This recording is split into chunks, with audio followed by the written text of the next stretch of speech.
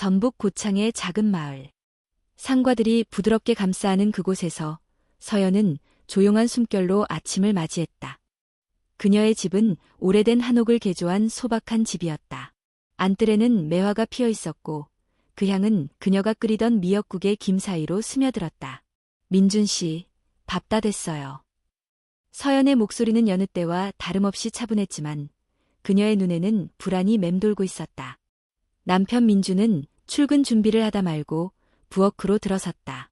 그는 아내의 눈빛을 단번에 읽어냈다. 또 밤새 잠 못 잤어요? 배가 너무 불편해요. 움직임도 많고 가끔은 숨이 막히는 것 같아요. 민주는 그녀의 어깨를 감싸 안았다. 33세, 결혼 6년 만에 찾아온 기적 같은 임신. 하지만 그 기적은 날이 갈수록 이상한 그림자를 들이우고 있었다. 배는 보통 임신 3개월 치고는 말도 안 되게 부풀어 있었고 마을 사람들조차 수군대기 시작했다. 서연 씨 배 보니까 새쌍둥이인가 봐요. 하하. 아이고, 한꺼번에 복 터졌네. 처음엔 농담처럼 웃어넘길 수 있었다. 하지만 밤마다 복부를 관통하는 날카로운 통증과 아이들의 움직임이 도무지 자연스럽지 않았다. 오늘 병원 가잖아요. 지연이한테 물어보면 정확하게 알 수 있을 거예요. 응. 강지현. 서연의 대학 동기이자 지금은 전북대병원 산부인과 전문의인 그녀는 믿을 수 있는 존재였다. 그래서 서연은 그녀에게 진료를 부탁했고 지연은 흔쾌히 받아들였다. 병원으로 가는 차 안, 민주는 창밖을 바라보며 조용히 입을 열었다. 혹시 모르니까 마음 단단히 먹자. 무슨 말이에요? 그냥 혹시라도 예상 못한 얘기가 나올 수 있으니까.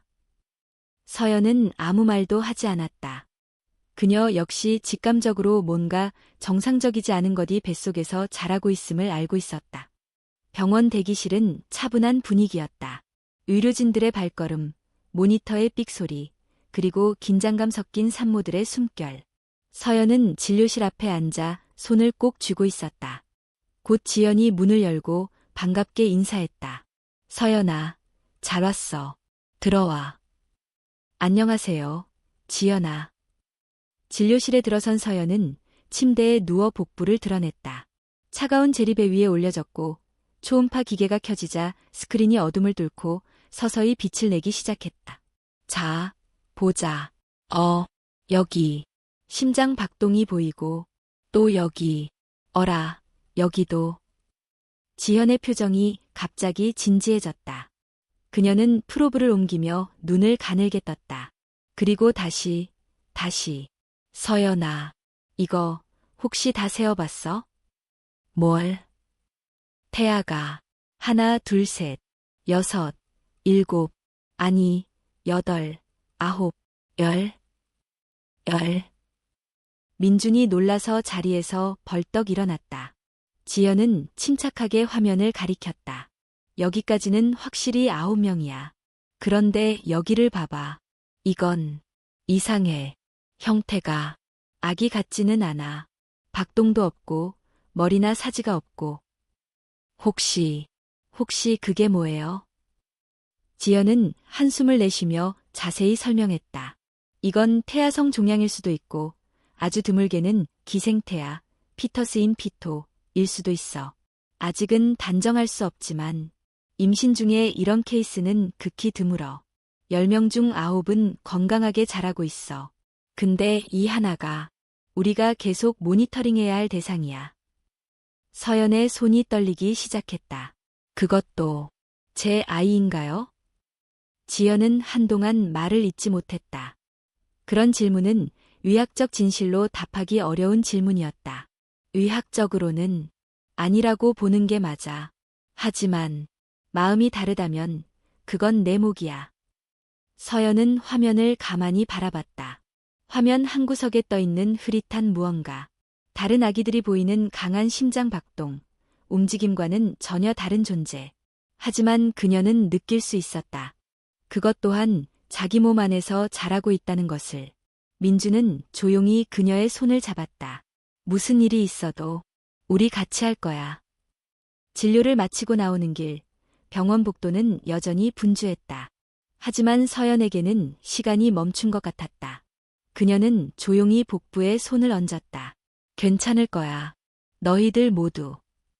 그녀는 열명을 느끼고 있었다.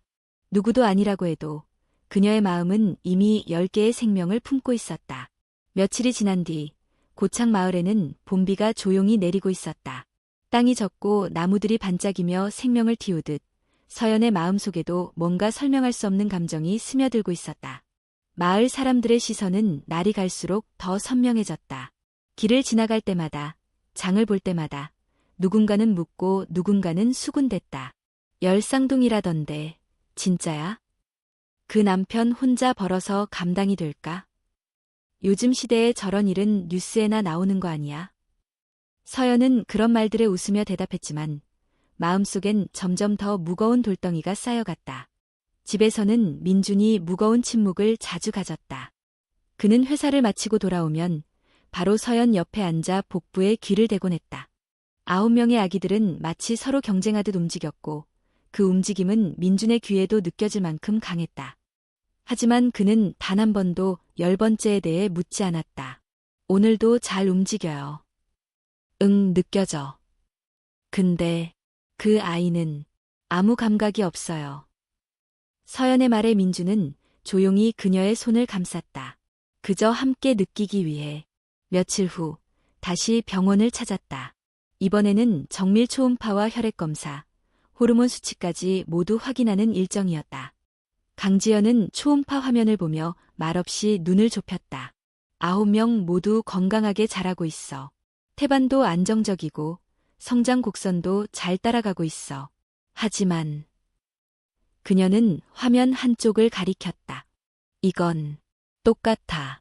여전히 형태가 불분명하고 구조도 생명체로 보기 어려워. 그런데 이상한 점은 있어. 뭔데? 크기가 늘어나고 있어. 원래라면 멈췄어야 하는데 계속 자라고 있어. 서연의 얼굴이 하얗게 질렸다. 위험한가요? 아직은 단정 못해. 혹시라도 태아들에게 압박을 가하거나 위치를 위협하면 조치가 필요해질 수 있어. 조치라면 제거한다는 거예요? 지연은 고개를 돌렸다. 그렇게 직접적인 표현을 하기엔 서연의 얼굴이 너무나도 맑고 단단했다. 혹시라도 그 아이 때문에 나머지 9명이 위험해질 경우 판단을 내려야 할지도 몰라. 서연은 아무 말도 하지 못했다. 병원에서 돌아오는 길, 차 안에서 민준이 먼저 말을 꺼냈다. 우리 그 아이에게 이름을 줄까? 지금 그 얘기를 왜 해요? 그냥 내가 그렇게 느끼고 있다면 이름을 불러줘야 하지 않을까 싶어서. 그래야 존재를 인정받는 거니까. 서연은 창밖으로 고창에 비 내리는 풍경을 바라봤다. 복부를 감싸 안으며 조용히 중얼거렸다. 이름 생각해 볼게요. 그날 밤 민주는 작업복을 입은 채 작은 서랍장을 조립하고 있었다. 나무 냄새가 방 안에 퍼지고 서연은 멀찍이 앉아 그를 바라봤다. 작은 방 하나가 벌써 가득 찼다. 침대 대신 아기 침대 3개가 놓이고 벽엔 손수 그린 동물 그림이 붙어 있었다. 이 좁은 방에 9명을 어떻게 눕히죠? 침대 하나에 셋씩. 아마 서로 발차기 하다가 울겠지만 그들은 웃었다. 그러나 그 웃음 너머엔 커다란 불안이 도사리고 있었다. 서연은 갑자기 배를 움켜잡았다. 강한 움직임이었다. 복부 안쪽이 누군가에게 밀쳐지는 듯한 느낌. 순간적으로 숨이 멎었다. 괜찮아? 응. 근데 이건 이상해요. 그녀는 민준의 손을 자신의 배 위에 올려놓았다. 좌측 하단. 거기서 뭔가가 꿈틀거리고 있었다. 분명히 생명체는 아니라고 했던 그것이 지금 그녀에게 신호를 보내는 듯했다. 아기가 아닌데 왜 움직이는 걸까요? 민준은 대답하지 못했다. 다음 날 병원에서 MRI 검사를 받았다. 검사실 안은 어둡고 차가웠다. 서연은 누운 채로 숨을 죽였고 기계의 소리가 고막을 울렸다. 검사가 끝난 후 강지연은 이미지들을 살펴보다가 잠시 말을 잃었다. 서연아. 에어. 이건 단순한 종양이 아닐 가능성이 커. 태생 초기 단계에서 다른 태아에게 흡수되지 못한 자녀 조직일 수 있어. 태아 안에 또 다른 태아가 존재하는 그런 경우가 아주 드물게 있어. 그럼 그 아이도 원래는 살 수는 없었을 거야. 뇌도 없고 심장도 없어. 하지만 어떤 형태로든 존재한 건 맞아. 서연은 눈을 감았다. 눈물이 볼을 타고 흘렀다. 움직이지도 숨쉬지도 않는 존재. 그러나 그 존재가 분명히 그녀 안에서 살아있는 것처럼 느껴졌다. 그날 밤 서연은 일기를 썼다. 누군가가 말한다. 너는 생명이 아니라고. 누군가는 말한다. 널 없애야 한다고. 하지만 너는 나의 10번째 심장이야. 비록 뛰지 않더라도 나는 너를 느껴. 서연이 병원에서 돌아온 다음 날 마을회관에서는 임시회의가 열렸다. 원래는 봄맞이 행사 준비를 위한 자리였지만 사람들의 관심은 전혀 다른 데 있었다. 열쌍둥이? 말이 됩니까? 마이크를 잡은 사람은 고창 마을의 유지, 박 회장이었다. 마을 지원금으로 도와주는 건 좋습니다. 하지만 한계가 있어요. 이건 우리가 책임질 문제가 아닙니다. 서영과 민주는 회의장 구석에 앉아 있었다. 그들의 존재는 회의의 중심이었지만 아무도 정면으로 그들에게 묻지 않았다. 오직 뒷담화처럼 쏟아지는 목소리들 뿐이었다. 도와주는 것도 정도가 있지. 이왕이면 몇 명은 입양 보내는 게 낫지 않나? 그냥 뉴스에 팔려다가 실패한 거 아냐? 민준의 주먹이 살짝 떨렸다. 그 옆에서 서연은 고개를 숙이고 조용히 숨을 참았다. 말하면 울 것 같았고 울면 약해 보일까 두려웠다. 그때 한 할머니가 천천히 일어섰다. 김순자 할머니였다. 마을에서 가장 연장자이자 모두가 존경하는 인물이었다. 그 아이들이 원해서 태어난 줄 아오? 그 부부가 이 상황을 바란 줄 아오? 회의장은 조용해졌다. 우리가 지금 보는 건 단지 숫자요. 10명이라는 숫자. 하지만 그 안에는 생명이 있고 또 마음이 있어요. 도움을 줄 수 없다면 그냥 조용히 마음속으로 기도나 하시오. 순자 할머니의 말에 몇몇 사람은 고개를 끄덕였고 박 회장은 뭔가 중얼거리며 앉았다. 하지만 서연의 마음은 이미 상처로 가득 찼다. 그날 밤 그녀는 밥도 먹지 않고 방에 틀어박혔다. 민주는 그녀 옆에 앉아 조용히 말했다. 나도 그 자리에서 그냥 일어나서 소리치고 싶었어. 왜 우리를 이렇게 판단하냐고. 그런데 왜 가만히 있었어요? 당신이 더 상처받을까봐. 내가 화내면 더 시끄러워질까봐. 서연은 그 말에 눈물을 터뜨렸다. 너무 많은 감정이 한꺼번에 밀려왔다. 나는 그냥 10명 모두를 지키고 싶을 뿐이에요. 근데 내가 틀렸나 봐요. 사람들은 말해요. 욕심이라고. 무책임하다고. 아니야. 당신은 단 한 번도 무책임한 적 없어. 우리는 선택한 적 없어. 하지만 받아들였고 사랑하기로 했잖아. 그날 밤 서연은 처음으로 10번째 존재에게 이름을 지어주고 싶다고 말했다. 그 아이는 다른 아이들처럼 심장이 뛰지 않아요. 하지만 내 마음속에서는 분명히 살아있어요. 그래서 이름을 주고 싶어요. 어떤 이름? 서연은 창밖의 봄비를 바라보다가 말했다. 은혜. 그 아이는 우리에게 선택을 주었고 다른 9을 더 깊이 사랑하게 만들었어요. 살 수 없었던 존재지만 우리에게 남긴 것은 살아있어요. 민주는 고개를 끄덕였다. 은혜. 좋은 이름이야. 며칠 뒤 병원에서는 다시 정밀 진단이 이루어졌다.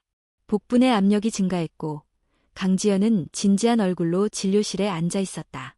이대로 가면 서연아, 조기 출산 가능성이 높아. 지금부터는 하루하루가 중요해. 아기들은 괜찮아요? 9은 문제없어. 근데 은혜가 조금씩 더 커지고 있어.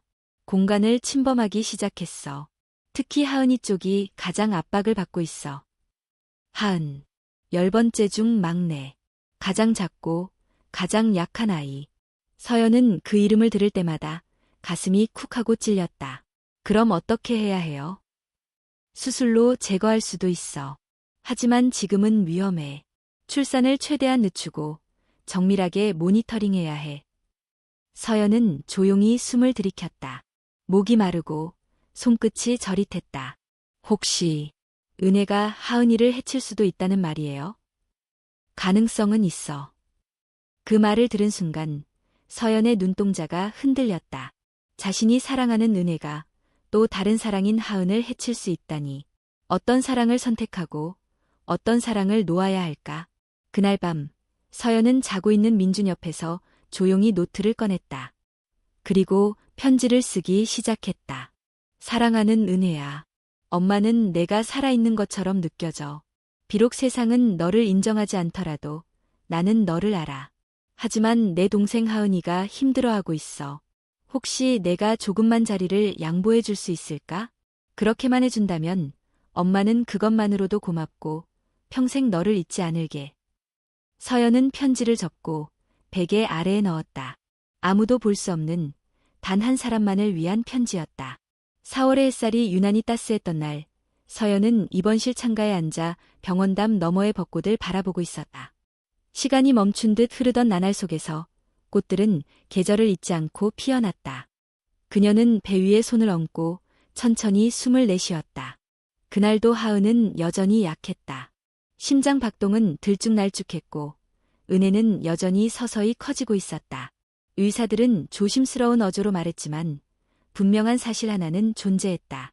둘이 같은 공간에 오래 머무를 수는 없다는 것. 강지연은 병실에 들어서며 조심스럽게 말을 건넸다. 오늘 새벽에 하은의 산소 포화도가 잠깐 떨어졌어.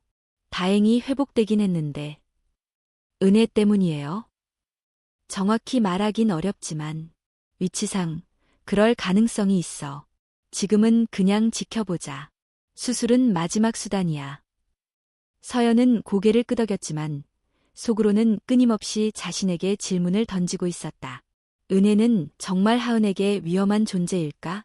아니면 단지 누군가의 기준에서 그렇게 판단되는 걸까? 민주는 매일 병실로 도시락을 싸왔다. 병원 식당보다 아내가 좋아하는 된장찌개와 밥을 챙겨오는 게 더 마음에 놓였다. 그날도 그는 조심스럽게 문을 열고 들어왔다. 오늘도 하은이 괜찮대? 서연은 잠시 침묵하다 고개를 끄덕였다. 응, 간신히. 은혜는? 계속 잘하고 있대. 민주는 말없이 창밖을 바라봤다. 몇 초의 정적 후 그가 입을 열었다. 서연아, 만약 그런 말 하지 마. 아니, 그냥 생각만 해보자는 거야. 정말 둘 중 하나를 선택해야 할 상황이 오면. 민준 씨. 서연의 목소리가 낮고 단호했다. 나는 선택 못해요. 둘 다 내 아이예요. 한쪽을 지키기 위해 다른 쪽을 포기하는 선택은 엄마가 할 수 있는 선택이 아니에요. 민주는 대답하지 못했다. 어쩌면 그는 그런 결정을 내려야 할 순간이 올까 봐 더 두려웠는지도 몰랐다. 며칠 뒤 마을에서 다시 회의가 열렸다. 이번엔 병원 지원을 위한 모금 여부가 의제였다. 박 회장은 여전히 냉소적인 태도로 말했다. 이제는 현실을 봐야 할 때입니다. 10명의 아이, 병원비, 양육비, 앞으로 몇 년 동안 계속 도와줄 수 있을 거라고 생각하십니까? 누군가 중얼거렸다. 입양 보내는 게 맞지. 서연의 부모님은 참석하지 못했지만 대신 김순자 할머니가 다시 나섰다. 은혜라는 아이가 있답니다. 9명 중 가장 작고 약한 아이의 옆에 있는 존재지요. 의사들은 그것이 위험하다고 말하지만 어미는 그 아이를 자식이라 부릅니다. 당신들은 이해 못하겠지요. 하지만 누군가를 살리기 위해 다른 누군가를 포기해야 한다면 그건 정의입니까? 사람들은 말없이 고개를 떨구었다. 할머니는 이어 말했다. 사랑은 계산으로 할 수 있는 게 아니에요. 도울 수 없다면 모른 척이라도 하세요. 그게 가장 덜 잔인하니까. 그 말은 회의장에 무겁게 내려앉았고 그날 모금은 아무런 결론 없이 끝났다. 며칠 후 병원에서 또 한 번의 위기가 찾아왔다. 새벽 3시 서연의 복부에 극심한 통증이 몰려왔다. 심호흡을 해도 멈추지 않았고 간호사 호출 버튼을 누르기도 전에 민준이 달려갔다. 의료진이 몰려왔고 초음파를 한 지현의 얼굴이 굳어졌다. 지금 조기 진통이 시작된 것 같아. 은혜의 위치가 바뀌면서 압박이 심해졌어. 태반 쪽에서도 약간의 출혈이 보여. 그럼 지금 수술해야 해요? 아직 확실히는 몰라. 자궁 수축을 늦추는 약을 쓰고 상황을 더 지켜볼 거야. 하지만 진통이 더 진행되면 응급수술에 들어가야 할 수도 있어. 그날 서연은 다시 편지를 썼다. 이번엔 은혜와 하은, 두 아이 모두에게. 은혜야, 엄마는 너를 지키고 싶어. 하은아, 엄마는 내가 살아남길 간절히 바라. 엄마는 너무 욕심 많은 사람이야. 하지만 그게 엄마의 사랑이란다. 그녀는 편지를 베개 아래 넣고 민준의 손을 꼭 잡았다. 내가 깨어있지 못하더라도 은혜를 그리고 하은이를 기억해줘요. 민준은 고개를 끄덕이며 속으로 다짐했다. 어떤 결과가 오더라도 이 모든 아이들을 품고 살아갈 거라고. 밤이 깊어졌고 병실 안의 조명은 희미해졌다. 모니터 소리만이 조용히 두 사람을 감싸고 있었다. 그리고 그녀의 뱃속에서 아주 약한 움직임이 느껴졌다. 은혜인지 하은인지 혹은 둘 다인지는 알 수 없었다. 하지만 서연은 그 순간 다시 마음속으로 말했다. 우리는 함께 살아갈 거야. 무엇이 되든. 새벽 4시. 병원 복도는 고요했지만 산부인과 수술 준비실만은 긴장감으로 가득 차 있었다. 서연은 산통과 함께 고열, 호흡 곤란 증세를 보였고 강지연은 더 이상 기다릴 수 없다는 판단을 내렸다. 지금 바로 수술에 들어가야 해. 모든 아이들이 위험해질 수 있어. 은혜도 더는 공간을 양보하지 않고 있어. 민주는 수술 동의서 앞에서 펜을 든 채 망설이고 있었다. 만약 하나를 포기해야 한다면. 지연은 잠시 침묵했다. 그런 말은 의사가 아니라 친구로서도 쉽지 않았다. 하지만 결정의 순간을 맞고 민주는 서명해야 했다. 수술 중 산모와 아이들 모두를 지킬 수 있도록 최선을 다할게. 하지만 예기치 못한 상황이 생길 수 있어. 그럴 경우 아기를 먼저 살리는 방향으로 동의해 줄 수 있겠어? 민준의 손이 떨렸다. 아니, 서연을 먼저 지켜줘. 그 아이들이 살아도 서연이 없으면 아무 의미 없어. 지연은 고개를 끄덕이며 조용히 말했다. 알겠어. 그렇게 기록할게. 수술실 안, 마취가 진행되는 동안 서연은 마지막으로 눈을 떴다. 수술복을 입은 지연이 그녀를 바라보고 있었다. 지연아. 응, 나 여기 있어. 아이들, 꼭 지켜줘. 특히 하은이. 그리고 은혜도. 지연은 고개를 끄덕였다. 모두 끝까지 최선을 다할게. 수술이 시작됐다. 첫 번째, 두 번째, 세 번째. 아이들이 하나씩 세상 밖으로 나왔다. 의료진은 손발을 맞춰 각각의 아기를 따뜻한 수건에 감싸고 인큐베이터로 옮겼다.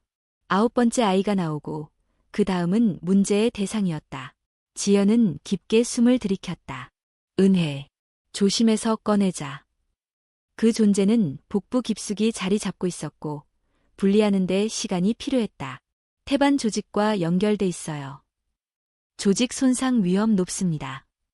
의료진이 바삐 움직이는 동안 지연은 자신의 마음속에서 이름을 불러보았다. 은혜야, 이제 너도 세상 밖으로 나올 시간이야. 은혜는 눈, 코, 입이 없었다. 심장도 뛰지 않았고 구조도 생명이 아니라 조직에 가까웠다.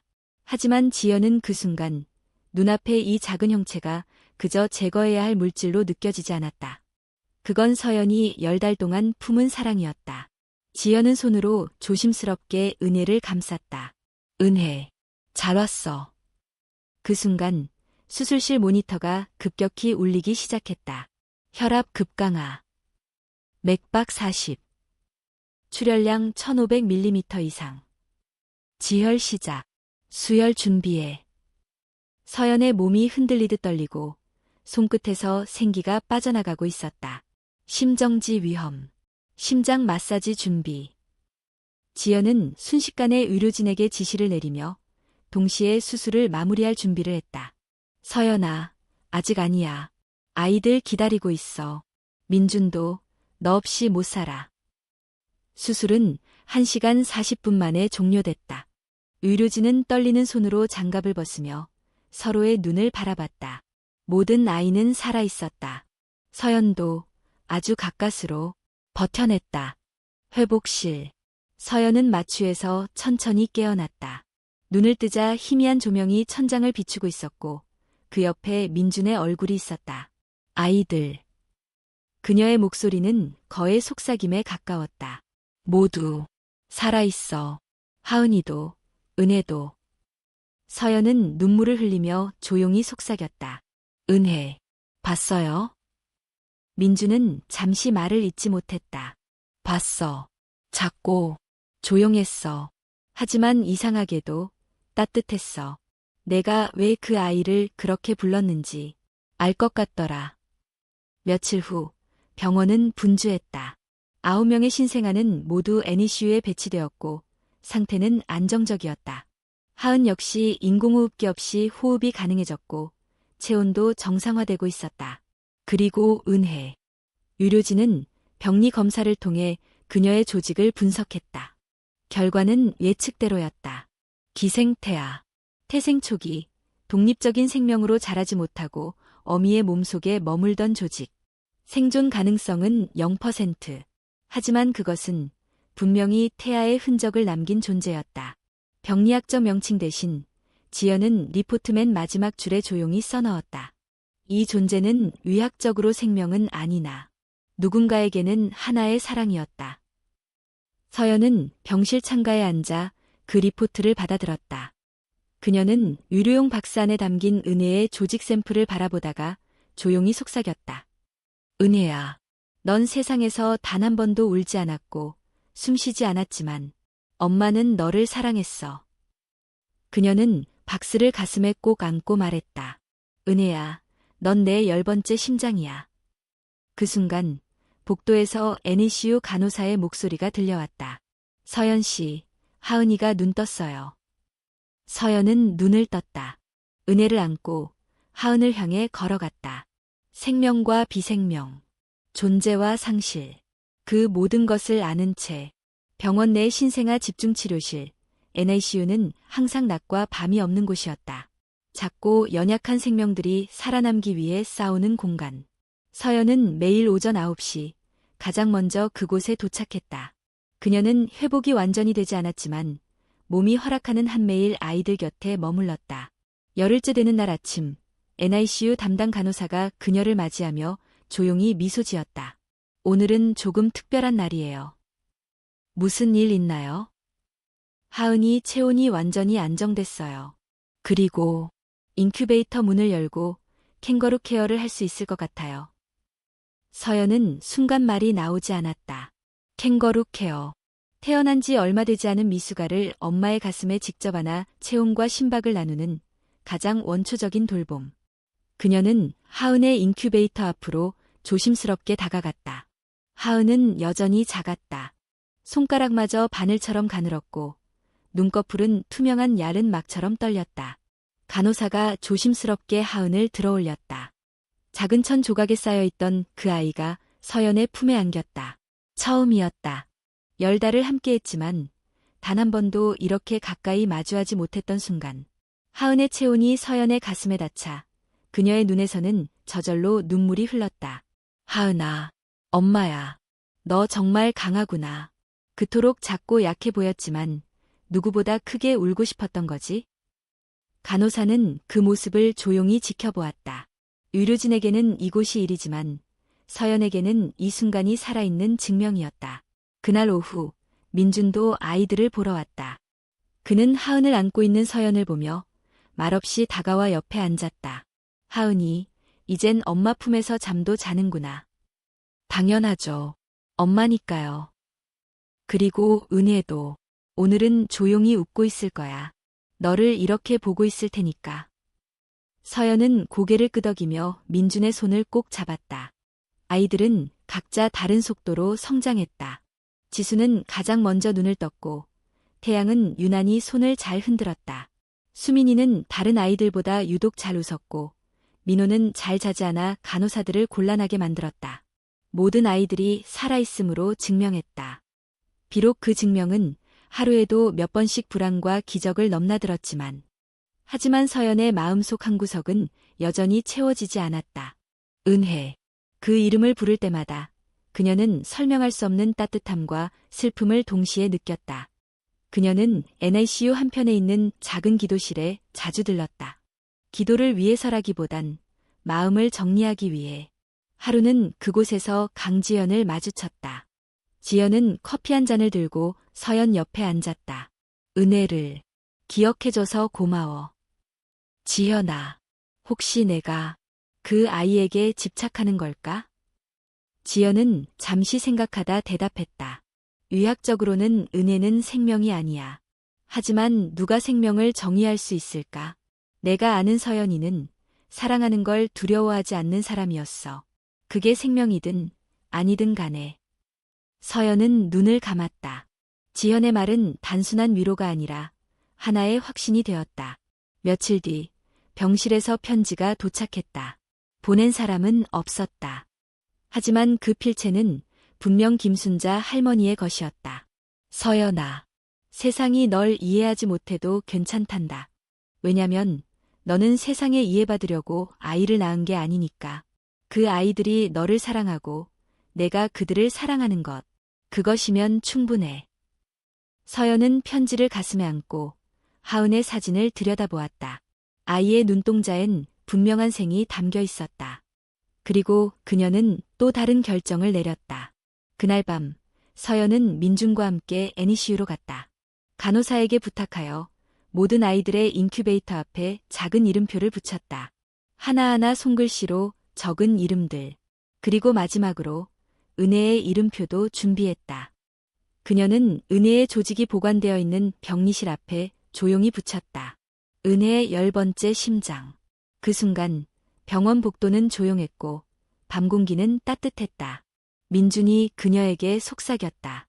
그 아이는 누구보다 엄마를 닮았어. 부드럽고 따뜻하고 말없이 사랑하는 방식으로. 서연은 고개를 끄덕이며 말했다. 은혜는 우리 모두에게 처음이자 마지막 선물이었어. 그 아이가 없었다면 나는 아오바이를 이렇게까지 품지 못했을 거야. 병원에서의 시간이 흐르며 아기들은 조금씩 체중을 늘려갔다. NICU의 의료진들도 하나둘 아이들의 이름을 외우기 시작했고 병원 복도에는 아이들을 보기 위해 찾아온 민준과 서연의 발걸음이 매일 일정한 시간에 들려왔다. 하지만 현실은 병원 밖에서 더 무겁게 다가오고 있었다. 입원비, 인큐베이터 사용료, 검사비, 치료비.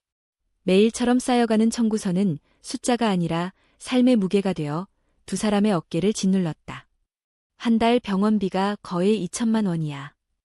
민주는 계산서를 들여다보며 얼굴이 어두워졌다.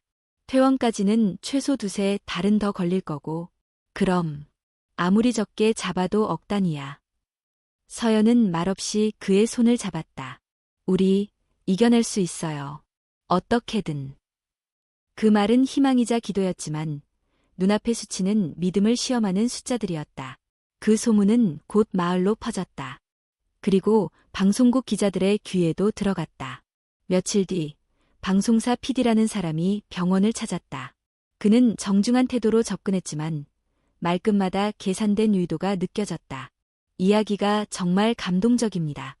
10명의 아이, 기생태아, 그리고 가족의 사랑. 이건 그냥 개인사가 아닙니다. 대한민국 전체가 공감할 수 있는 스토리예요. 민주는 망설였다. 그가 원하는 건 후원도, 공감도 아니었다. 하지만 서연은 조금 다르게 생각했다. 만약 이 이야기가 누군가의 시선을 바꿀 수 있다면요? 우리처럼 예기치 못한 선택 앞에 놓인 사람들에게 위로가 된다면요? 방송은 빠르게 준비되었고 고창 마을과 병원의 풍경이 카메라에 담겼다. 서연은 인터뷰에서 조심스럽게 말했다. 아이들을 선택한 게 아니라 아이들이 우리를 선택한 거라고 생각해요. 저는 단지 그 선택에 책임지려고 했을 뿐이에요. 그 방송은 전국에 퍼졌고 반응은 뜨거웠다. 세상에서 가장 용감한 엄마, 기적의 열쌍둥이, 한국판 기생태아 사례. 하지만 박수를 보내는 이들만 있었던 건 아니었다. 한 인터넷 포털에는 비난성 댓글이 쏟아지기 시작했다. 경제력도 안 되면서 무책임하게 애부터 낳고 봤네. 결국 방송 팔아서 후원금 받으려는 거 아냐? 왜 남들이 부담을 져야 하지? 민주는 그런 댓글을 보며 주먹을 꽉 쥐었다. 당신이 원해서 노출된 것도 아닌데 왜 이렇게까지 말들을 해? 서연은 그런 반응이 예상되지 않았던 건 아니었다. 하지만 마음은 여전히 아팠다. 며칠 뒤 마을 회관에서 주민 모임이 다시 열렸다. 박 회장이 자리에서 일어나 말했다. 이제는 마을 전체의 부담이 됐습니다. 저는 공식적으로 제안합니다. 아이들 중 몇 명은 입양을 고려해야 하지 않겠습니까? 회의장은 술렁였고 누군가는 고개를 끄덕였으며 누군가는 얼굴을 찡그렸다. 부부는 분명 착해요. 그렇지만 10명은 무리예요. 세금이든 기부든 결국 다 부담이잖아요. 저렇게까지 하면서 아이를 다 키우는 게 과연 책임일까? 서연은 그 자리에 초대되지 않았지만 소문은 순식간에 그녀의 병실까지 퍼졌다. 그날 밤 그녀는 조용히 병원을 나섰다. 민주는 간호사에게 전화받고 병원을 뛰쳐나갔다. 그녀의 휴대폰은 꺼져 있었고 어디에도 흔적이 남지 않았다. 서연은 마을 뒷산 작은 전망대에 홀로 앉아 있었다. 멀리 고창의 불빛이 깜빡이고 있었고 그녀의 손에는 작게 접은 편지 한 장이 들려 있었다. 누군가는 나를 욕하겠지. 누군가는 내가 이기적이라고 말하겠지. 하지만 나는 그 아이들을 사랑했을 뿐이야. 내가 감당할 수 없다고 해서 그 사랑이 잘못된 걸까? 민주는 그녀를 찾았을 때 아무 말도 하지 않았다. 그저 옆에 앉아 그녀의 어깨에 손을 얹었다. 나 혼자만 감당하고 있는 것 같았어. 아니야. 나는 언제나 너와 함께였어. 잠시 후 그녀는 조용히 고개를 들었다. 민준 씨, 누가 뭐라고 해도 나는 내 아이들을 끝까지 지킬 거야. 그게 엄마로서의 나의 선택이야. 민주는 그런 그녀를 바라보며 대답했다. 그러면 나도 그 선택 끝까지 함께할게. 며칠 뒤 민주는 병원 로비에서 낯선 양복 차림의 남자와 마주쳤다. 그는 정중하고 말끔한 인상이었지만 어딘지 모르게 사람을 압도하는 기운이 있었다.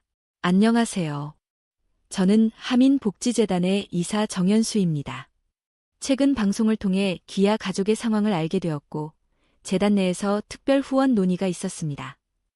민주는 잠시 당황했지만 인사를 나눈 뒤 병원 카페로 자리를 옮겼다. 정 이사는 노트북을 열고 몇 가지 서류를 보여주었다. 단도직입적으로 말씀드리겠습니다. 재단에서는 귀하 가족의 경제적 부담을 전폭적으로 지원할 의향이 있습니다. 병원비 전액, 향후 3년간 양육비, 주거 환경 개선, 교육비까지 포함입니다. 민준의 눈이 커졌다. 그런데 조건이 있겠죠? 정 이사는 고개를 끄덕이며 말을 이었다. 맞습니다. 후원은 공익연계 프로젝트의 일환으로 진행됩니다. 정기적인 촬영 및 기록, 교육 콘텐츠 참여, 인터뷰 동의가 필요합니다. 그리고 새 아이에 대해서는 위탁 양육 형식으로 재단이 일부 양육을 분담하는 구조입니다. 위탁 양육, 이요? 네, 완전한 입양은 아닙니다. 법적 보호자는 여전히 귀하 부부입니다. 하지만 재단의 전문 육아시설에서 3명의 아이를 돌보며 귀하 가족은 나머지 6아이를 돌보는 방식입니다. 균형 잡힌 육아 환경을 위한 선택이라고 생각하시면 됩니다. 민주는 말없이 서류를 바라보았다. 복잡한 재정 계획과 프로그램 도표가 깔끔하게 정리돼 있었다. 시간을 드리겠습니다. 이 제안은 단순한 기회가 아니라 귀하 가족이 지속적으로 살아남을 수 있는 대안입니다. 그날 밤 민주는 병실로 돌아와 서연에게 모든 내용을 전했다. 서연은 처음엔 아무 말도 하지 않았다. 긴 침묵 끝에 그녀가 입을 열었다. 새 아이를 다른 사람 손에 맡기고 키우게 하자는 거야? 입양은 아니야. 우리가 보호자고 교육과 생활 일부를 분담하겠다는 의미지. 분담이라는 단어. 그게 너무 차가워. 서연은 창밖을 바라보며 조용히 말했다. 나는 아이들을 분담해서 사랑한 적 없어. 아이 하나하나가 내 마음속에서 같은 무게로 뛰고 있어. 하은이, 은혜, 지수, 수민이. 그 누구도 선택의 대상이 아니야. 민주는 고개를 숙였다. 현실은 너무 냉정했고 재단의 제안은 논리적이었다. 하지만 마음은 논리를 따르지 않았다. 며칠 뒤 서연은 직접 정연수 이사를 만났다. 그녀는 단호한 눈빛으로 말했다. 후원에 감사드립니다. 하지만 우리 아이들은 후원의 조건이 아닙니다. 정 이사는 예상했다는 듯 고개를 끄덕였다. 아이들을 지키고 싶은 마음 이해합니다. 하지만 삶에는 때로 선택이 필요합니다. 모든 걸 지키려는 사랑은 때로 아무것도 지키지 못할 수 있습니다. 서연은 잠시 말을 멈췄다가 조용히 대답했다. 그래서 전 아무것도 지키지 못하더라도 아이들의 곁을 떠나지 않겠습니다. 그날 저녁 병실로 돌아온 서연은 민준과 함께 조용히 NICU를 돌았다. 지연은 각 아이들의 상태를 차분히 설명해 주었고 모든 아기들은 서서히 호흡기를 떼기 시작했다. 5명은 다음 주에 일반 신생아실로 옮길 수 있을 거야. 하은이도 잘 따라오고 있어. 서연은 안도의 숨을 쉬었다. 아이들의 상태가 나아질수록 세상의 시선과 조건들은 점점 더 희미해졌다. 그날 밤 서연은 일기를 썼다. 세상이 내게 말한다. 아이들을 나눠 사랑하라고. 하지만 나는 나눌 수 없다. 사랑은 조건이 없을 때 가장 깊고 가장 단단하다. 며칠 뒤 병원 후원회에서 익명 기부자가 나타났다. 이름을 밝히지 않은 그 기부자는 병원비 일부를 부담하겠다고 했다.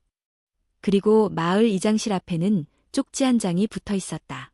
가족을 나눌 수 없다면 우리가 함께 지켜야지. 누가 썼는지 몰랐다. 하지만 서연은 알고 있었다. 그 글씨는 익숙한 손글씨였다.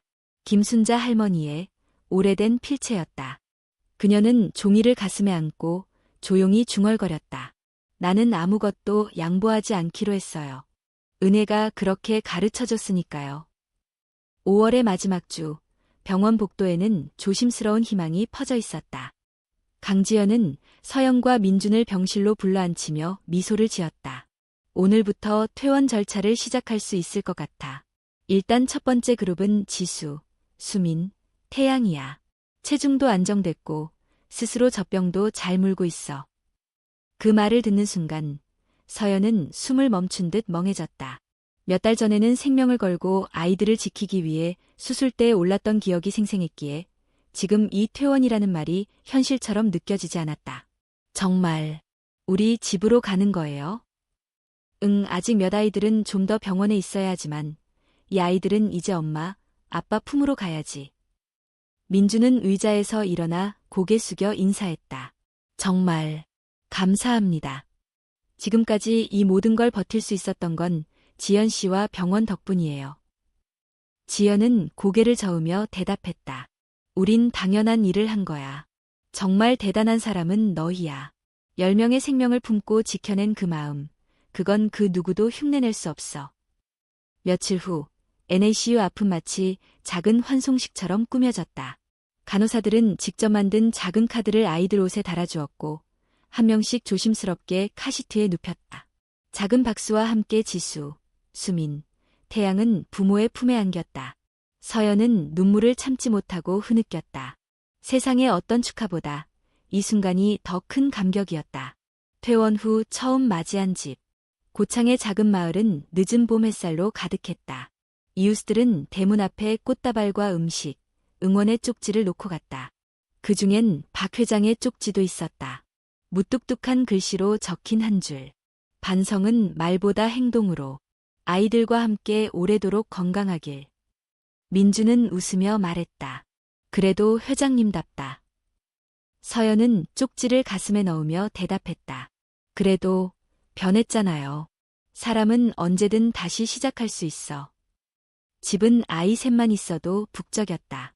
밤낮 없이 울고 기저귀를 갈고 수유를 반복하는 생활 속에서 두 사람은 눈을 마주칠 틈도 없이 바빴다. 그러나 그 속에는 매 순간 살아있다는 기쁨이 있었다. 일주일 후 민호와 준호, 하준이 퇴원했다. 그들은 형들보다 조금 더 신중한 모습으로 병원 문을 나섰다. 그리고 그 다음 주, 하나, 유진, 하은까지 전원 퇴원. 마지막으로 인큐베이터를 벗어난 하은은 간호사의 손에 안겨 조용히 잠들어 있었다. 그 모습을 본 서연은 손으로 입을 가리고 울음을 삼켰다. 너무 작았던 내가 드디어 엄마 품으로 오는구나. 병원 직원들이 모두 나와 인사를 건넸다. 지연은 하은을 직접 서연에게 안겨주며 말했다. 이 아이는 정말 기적이야. 살아남을 확률이 가장 낮았지만 누구보다 강했어. 그리고 너희의 사랑이 그걸 가능하게 했어. 서연은 하은을 안고 조용히 대답했다. 하은이는 은혜가 남긴 선물이었어요. 은혜가 자리를 내줬기에 하은이가 살아남을 수 있었어요. 그날 밤 10명의 아이들이 모두 한 집에 모였다. 작은 방 3개, 거실 하나인 집이었지만 사랑이 넘쳐났다. 민주는 손수 만든 아기 침대를 6개로 늘렸고 3명씩 함께 누워 잠들었다. 서연은 거실 바닥에 이불을 펴고 아이들을 하나하나 안아 올리며 인사를 건넸다. 지수야, 엄마 왔어. 수민아, 많이 기다렸지. 하은아, 정말 고마워. 집안에는 울음소리와 웃음소리가 번갈아 들렸고 새벽이면 졸린 눈으로 기저귀를 갈고 젖병을 데우는 일이 반복되었다. 하지만 어느 누구도 불평하지 않았다. 그들은 이미 알고 있었다. 이 모든 혼란이 바로 기적의 형태라는 것을. 며칠 후 마을 주민들이 집 앞에 모였다. 박 회장은 커다란 박스를 들고 나타났고 김순자 할머니는 손수 만든 손뜨개 담요를 건넸다. 박 회장이 민준에게 말했다. 사람들이 변하는 데엔 시간이 걸리지. 그걸 버텨준 당신들이 고맙네. 민준은 고개를 숙이며 말했다. 우린 그냥 살아남고 싶었을 뿐이에요. 서연은 아이들을 안은 채 마당으로 나와 조용히 말했다. 우리는 혼자선 이겨낼 수 없었어요. 여러분이 없었다면 여기까지 못 왔을 거예요. 그리고 그날 마을 사람들은 서연과 민준을 위해 작은 환영식을 열었다. 노래도 장식도 없이 단지 서로의 마음을 나누는 자리. 그리고 그 한쪽 구석에는 작은 종이 액자가 놓여 있었다. 거기엔 한 줄의 문장이 적혀 있었다. 10개의 심장. 9은 살아서 울고 하나는 침묵으로 남았다. 하지만 모두 사랑이었다. 서연은 그 문장을 조용히 읽고 고개를 끄덕였다. 그래, 은혜야. 너도 우리와 함께 집에 온 거야. 아이들이 모두 집으로 돌아온 지 한 달이 지났다. 고창마을의 하루는 이제 아이들의 울음과 웃음, 그리고 그들을 돌보는 서연과 민준의 바쁜 걸음으로 가득했다. 하지만 이 조용한 변화는 생각보다 먼 곳까지 울려 퍼지고 있었다. 지방일간지에 실린 짧은 기사 하나가 중앙언론과 포털뉴스로 확대되었고 이내 방송사들까지 주목하기 시작했다. 열쌍둥이 엄마, 기생태아를 아이로 품다. 사랑은 수를 세지 않는다. 사랑이 만든 기적, 고창의 이야기. 언론은 극적인 스토리를 원했고 사람들은 감동을 소비했다. 인터뷰 요청은 끊이지 않았다. 서연은 대부분 거절했지만 한 방송사의 인물 다큐멘터리 프로그램에 단 한 번 출연했다. 그날 방송은 전국을 울렸다. 카메라 앞에서 서연은 아이 하나하나의 이름을 부르며 그들에게 전하고 싶은 말을 남겼다. 지수야, 너는 처음 울었던 아이야. 수민아, 내 미소는 언제나 나를 살게 해. 하은아, 내가 내 품에 안겼을 때 나는 다시 태어난 기분이었어. 그리고 은혜야, 내가 세상에 오지 않았더라면 나는 이 9명을 이렇게 간절하게 품지 못했을 거야. 엄마는 너를 잊지 않을게. 방송이 나간 다음 날 민준의 휴대폰은 불이 났다. 응원의 메시지, 기부 의사, 방송 출연 제안, 책 출판 문의까지. 하지만 그 이면에는 또 다른 소리들도 있었다. 감성팔이 그만하세요. 기생태아를 아이 취급하다니 미신인가요? 그건 병리 조직이지 생명이 아니에요. 서연은 그런 댓글들을 읽으며 조용히 스마트폰을 내려놓았다. 그녀는 민준에게 말했다. 사람들이 뭐라고 해도 상관없어요. 우리가 알고 있는 진실은 변하지 않으니까. 맞아. 아이들이 우리를 봐. 그 눈동자 속엔 누가 옳은지 다 들어있어. 며칠 후 서연은 다시 병원으로 향했다. 은혜의 병리 조직은 병원 측의 보관 기한이 끝나가고 있었다. 강지연은 조심스럽게 물었다. 은혜, 어떻게 할 생각이야? 가족묘 옆에 묻고 싶어요. 정식으로 등록된 생명은 아니라서 매장 허가는 어렵겠지만 작은 상징이라면 가능할 거야. 며칠 뒤 고창 마을 외곽의 조용한 언덕, 서영과 민준, 그리고 아이들을 품에 안은 이웃 몇 명이 모였다. 작은 나무함 안에 은혜의 흔적이 담겨 있었다. 병리 조직의 일부, 초음파 사진, 그리고 서연이 손수 쓴 편지. 서연은 나무함을 땅속에 조심스럽게 묻으며 조용히 말했다. 은혜야, 여기가 너의 집이야. 너는 이제 더 이상 병원 속 조직이 아니야. 너는 사랑받았던 존재야. 그리고 앞으로도 영원히. 묘비 대신 세운 조약돌에는 글씨가 새겨져 있었다. 은혜, 10번째 심장. 한 번도 숨쉬지 않았지만 모두의 가슴을 울리다. 그날 이후 서연은 외부 언론 인터뷰를 모두 중단했다. 그녀는 다시 조용한 일상으로 돌아갔다. 아침엔 아이들의 젖병을 데우고 낮엔 바닥에 앉아 기저귀를 갈고 밤이면 책을 읽어주며 잠든 얼굴을 바라보았다. 그것이 그녀가 원하던 삶이었고 가장 단단한 방식으로 아이들을 사랑하는 길이었다. 한 달 뒤 마을에서 작은 축제가 열렸다. 벚꽃 아래에서 이웃들이 모여 밥을 나누고 노래를 부르고 웃음을 주고받았다. 서연은 10개의 아이 이름이 적힌 작은 손수건을 나무에 걸었다. 그 옆엔 하얀 실로 수놓인 글씨가 있었다. 사랑은 기준 없이, 조건 없이, 이유 없이, 그저 함께 살아내는 것. 그녀는 고개를 들어 나무 위 하늘을 바라보았다. 하늘은 맑았고 바람은 따뜻했다. 민준이 아이들 셋을 품에 안고 다가왔다. 오늘은 누구랑 잘래? 서연은 웃으며 대답했다. 오늘은 그냥 전부다. 내 품에 있는 게 제일 좋으니까. 그리고 그녀는 속삭였다. 은혜야, 우리의 마지막 이름은 사랑이야.